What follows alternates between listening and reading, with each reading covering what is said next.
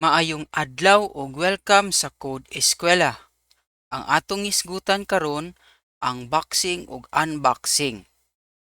Una ta mo padayon sa unahan, akong gihangyo ang atong mga viewers nga mag-subscribe ta sa ato ang YouTube channel para update ta sa bag-ong mga videos ug mga lessons.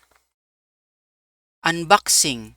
Unsa ning unboxing? So kaning unboxing usa ka konsepto ni sa C# no, kung diin ma-convert na to ang usa ka value type padulong sa object type.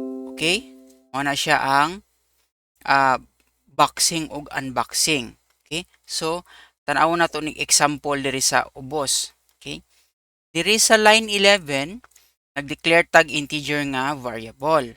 So, a is equal to 1, 2, 3 atong ginitialize. Karon, ma-convert na to siya into an object. So, mo na ang ginatawag nga box or boxing, meaning from data type, for example, kaning integer padulong sa object. Okay? So, mo na kinatawag nga boxing. Tapos, ang opposite ana niya is unboxing. Meaning, ibalik nimo ang usa ka variable gikan sa katong object nga type. For example, kaning variable na to nga b, padulong sa value type which is kaning integer. Okay?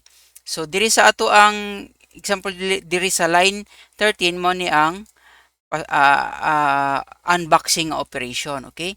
So, para mag-succeed ang ato ang unboxing operation, need na to siya i-cast no sa specific nga data type para makabalo ang C# kung unsaon pag-convert kay kung object dili na nimo siya butangan, dili maka-perform og implicit nga conversion ang C#, okay? Or ang engine.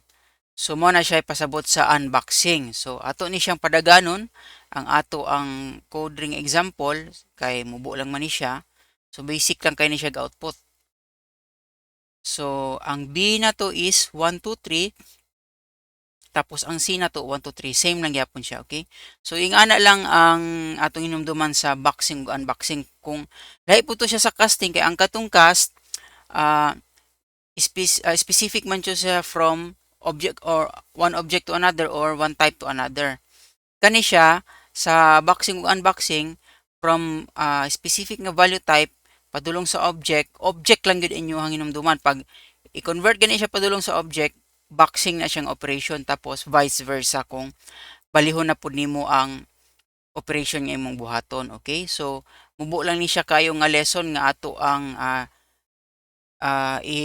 hinumduman nga usa ni siya ka konsepto sa C#. Sa kanunay, uban nilang kuninyo ug magpadayon kita sa pagtuon dinhi lang sa Code Eskwela.